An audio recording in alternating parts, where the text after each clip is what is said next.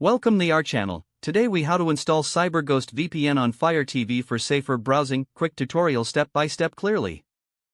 To install CyberGhost VPN on your Fire TV, start by turning on your Fire TV device. Navigate to the home screen using your remote.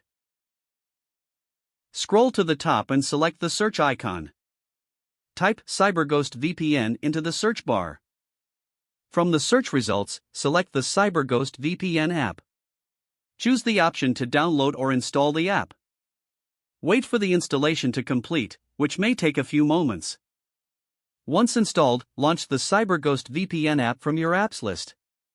If you already have an account, select the option to log in. Enter your username and password, then click on the Login button. If you don't have an account yet, follow the prompts to create a new one. After logging in, you will see the main interface of the app. Select the location of the server you wish to connect to for safer browsing. Once you've chosen a server, click the Connect button. You'll see a notification indicating that you're connected to the VPN. Now, you can browse the internet with enhanced security and privacy. To disconnect, simply return to the app and click the Disconnect button. Remember to connect every time you use the internet to maintain your online security. That's it. You have successfully installed and set up CyberGhost VPN on your Fire TV. If the page does not load, refresh the browser or try again in a private or incognito window.